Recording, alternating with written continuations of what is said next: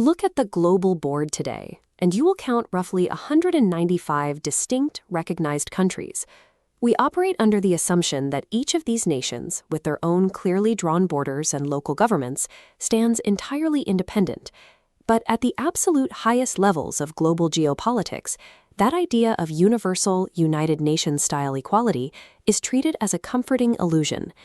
Take Maxim Oreshkin. He is a key architect of Russian geopolitical strategy and heavily influences Vladimir Putin's foreign policy. Oreshkin recently went viral in defense circles for making a very blunt claim. Out of the entire globe, there are actually only 4 truly sovereign nations left: the United States, China, Russia, and India. It is an incredibly aggressive statement. It leaves out massive, wealthy players. Why are heavily armed nations like Japan, the UK, or France excluded? To understand that, we have to look at how modern superpowers test for sovereignty through 3 strict filters. In the 21st century, a border on a map provides no protection against external command. True sovereignty depends on a nation's ability to exert absolute control over its own destiny, insulated from the influence of foreign capitals. The first filter is state sovereignty. It poses a very basic question. Does a country's leadership actually govern itself?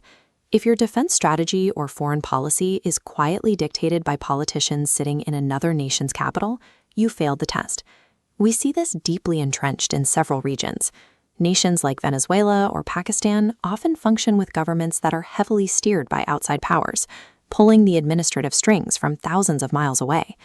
When a country's internal security is managed by foreign intelligence, or its government functions as a regional proxy, its statehood is effectively leased.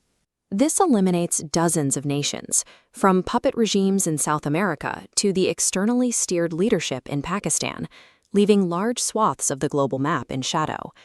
For the countries that survive that first cut, they face filter 2, cultural sovereignty.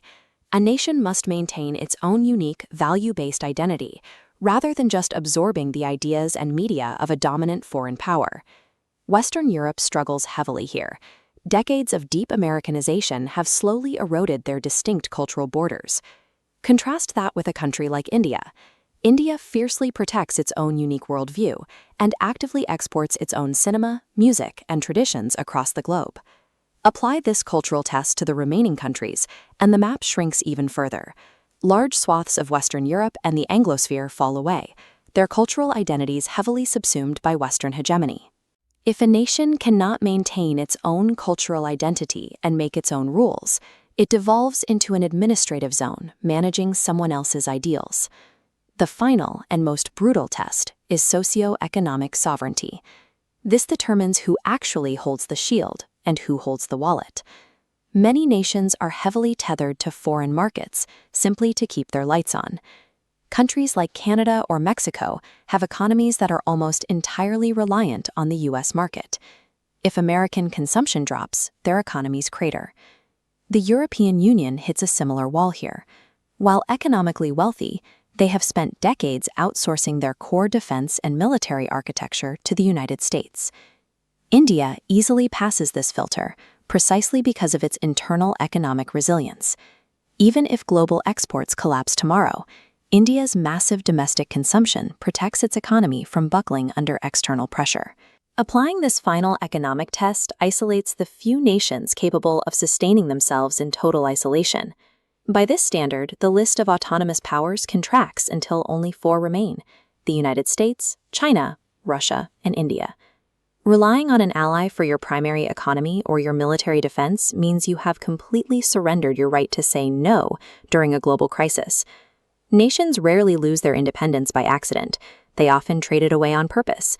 For decades, the European Union knowingly surrendered absolute defense sovereignty to buy decades of comfortable socialist welfare, wealth, and high living standards. But that trade comes with a severe consequence. It creates a soft population, entirely unaccustomed to hardship and utterly unprepared to defend itself when sudden warfare breaks out. The physicist Albert Einstein actually warned us about the inherent danger of true independence. His logic was cold and straightforward.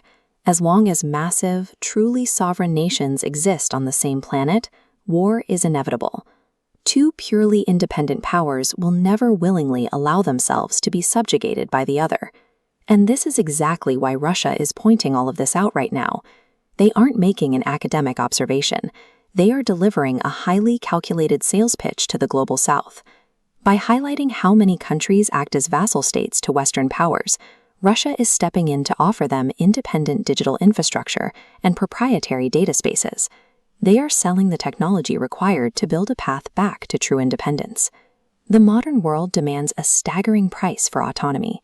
Sovereignty has become a heavy, dangerous burden, one that requires the combined military, cultural, and economic brute force that currently only 4 nations can provide.